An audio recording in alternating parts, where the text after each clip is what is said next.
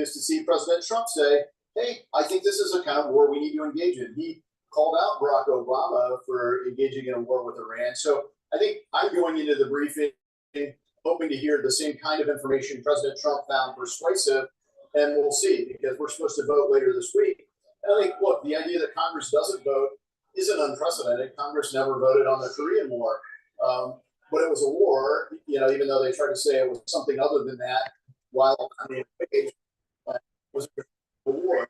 That's the reality. No state of war with Iran. What is Congress going to do about it? And I just wanted you to that President called out President Obama for war with Iran. What did you? Well, for situation that would get us into war with Iran. Right. So up there, where that's the kind of mindset President Trump comes at this from. He's been a skeptic, and suddenly he's not. And he's being accused of essentially doing it. He's accusing President Obama of potentially doing it. So, but I also want to ask you about your description of comments from Secretary Rubio regarding Israeli action. He said yesterday that we knew there was going to be an Israeli action. We knew that would precipitate an attack against American forces. And we knew that if we didn't preemptively go after Tehran before they launched those attacks, we would suffer higher casualties. Today, the Secretary of State is trying to clean that up and say that the plan all along was to attack Iran, regardless of what Israel was going to do. Is that a sufficient statement for you to have confidence that it's not Israel directing U.S. foreign policy? Well, again, it was a troubling statement. When you look at the full context of the clip, people circulated, a narrow response by the secretary. But, Mike Johnson, Speaker Johnson, had a similar short clip where he said essentially the same thing. So I think when we get in the classified setting, those kinds of things will come up. And I think that the secretary will certainly, almost certainly in his opening remarks in the classified setting, make those clarifications to us. And he's done it now in public. So I look forward to seeing the intelligence,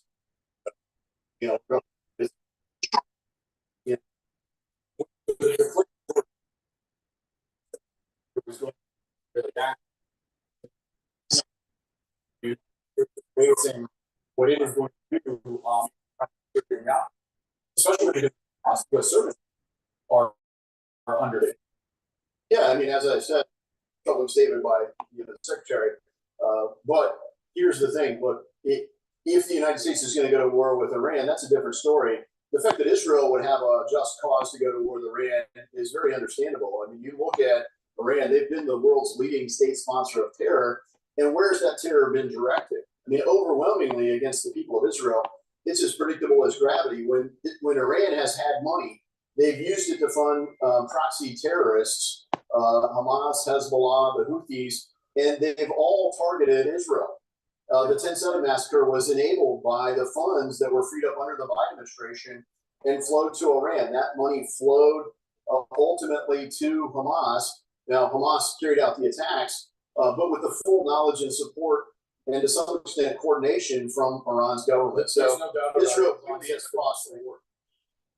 Unfortunately, I think we're out of time for me to ask the last question, but if you could just very quickly, if the goal, one of the objectives stated by the administration was to end Iran's influence over external terror groups, is that possible without boots on the ground? No, I've long supported an authorization for use of military force similar to the 01 authorization that would give the President of the United States, whomever that is, the ability to designate Hamas, Hezbollah, Houthis, or can other it be achievable with only airstrikes in this limited conflict? Quickly, Congressman. We were very effective against ISIS, and I think that was a great template. Congressman Warren Davis, time. Thank you. We are continuing the U.S. consulate hit by current suspected Iranian drone. Secretary of State was parking lot of jail.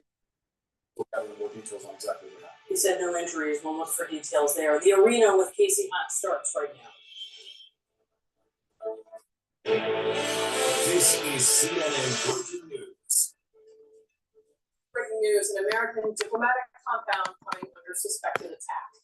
Hi everyone, I'm Casey Hunt. Welcome to the arena. It's good to have you with us on this Tuesday. As we come on the air, the grounds of the American consulate in Dubai have been struck by what a source says is suspected to have been an Iranian drone. The Dubai government announcing moments ago that the fire has been extinguished and no one was injured.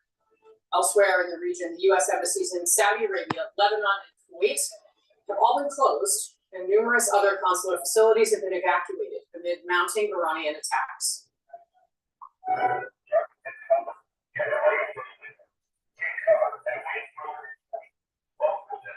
This footage coming to us from Jordan, as the U.S. embassy there was temporarily evacuated overnight. The State Department is urging Americans across the Middle East to leave the region and readying new resources to facilitate those evacuations. 9,000 Americans have been able to leave the region since the start of this war. We have about 1,500 Americans that are requesting assistance with departure. It'll be a variety of methods: charter flights, military flights and transports, expanded commercial opportunities, and in some cases land routes that will allow them to go to neighboring countries who might have open airports at that point. Right now, the Secretary of State, Marco Rubio, still on Capitol Hill. He is briefing the full Senate on the administration's war plans. The full House is expected to receive their own briefing in the next hour. Let's get off the sidelines and head into the arena. My panel will be here, and we have reporters covering the story from here in the U.S., but also, of course, across the Middle East. CNN's Clarissa Ward live for us in Iraq. Nick Walsh, we find him in Tel Aviv.